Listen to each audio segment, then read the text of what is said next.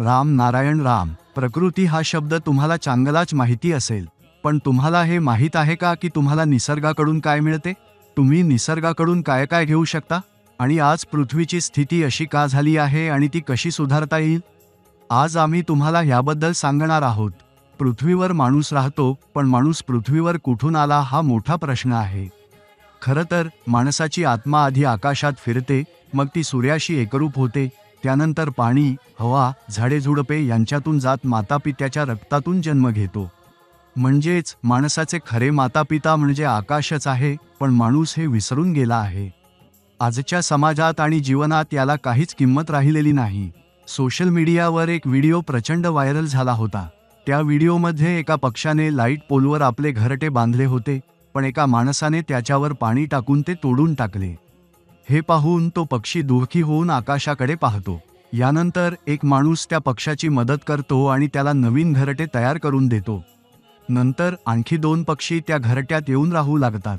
पक्ष्यांना माहीत आहे की आकाशच सर्व काही आहे, पण माणसाकडे बुद्धी आहे, तो शिकलेला आहे, समजूतदार आहे, तो काहीही करू शकतो, चांगलेही आणि वाईटही.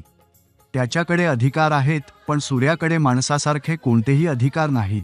जर एखादा माणूस वाईट कार्य करतो तर तोच मरणार नाही, तर संपूर्ण पृथ्वीवरील मानवजातही त्याचा परिणाम भोगेल.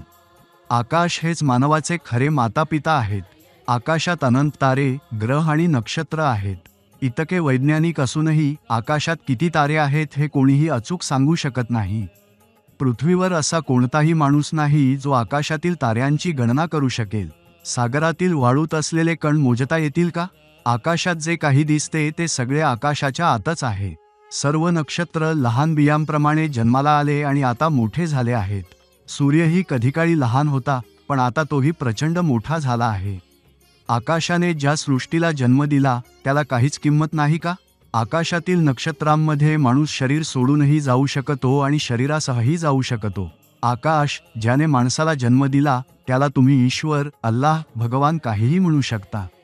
त्याचे जे खरे नाव आहे त्याच नावाने त्याला संबोधले पाहिजे. ज्याला जग भगवान किंवा ईश्वर म्हणते ते त्याचे खरे नाव नाही.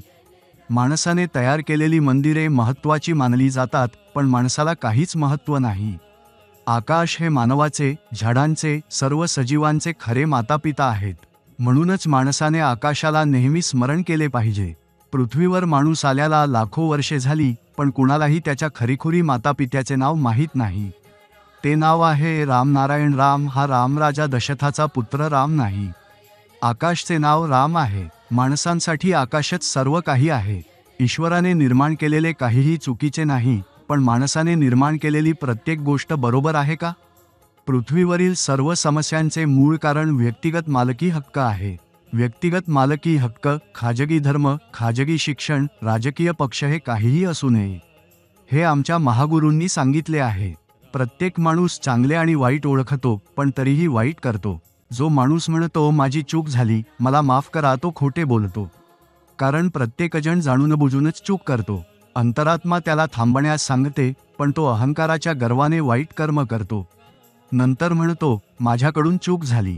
जो माणूस जाणूनबुजून चूक करतो त्याला शिक्षा मिळाली पाहिजे. म्हणूनच पृथ्वीवर व्यक्तिगत मालकी हक्क असता कामा नये. माणसाने तयार केलेली राज्यघटना, राजकीय पक्ष, धर्म आणि व्यक्तिगत मालकी हक्क नष्ट करायला हवेत. एखादा माणूस श्रीमंत कसा बनतो? त्याला कोण पाठिंबा देतो? आपली राजकीय व्यवस्था आणि राज्यघटना ही सगळी यंत्रणा हटवली पाहिजे. पूर्वीसारखे राजेशाही राज्य असावे. निसर्गाच्या नियमाने जग चालले पाहिजे. मरणानंतर कोणीही स्वतःच्या चुका सांगत नाही किंवा इतरांना त्या चुका टाळण्याचा सल्लाही देत नाही. ही पद्धत लवकरात लवकर संपुष्टात आणली पाहिजे. सर्वांनी राम नारायण राममध्ये एकत्र यायला हवे.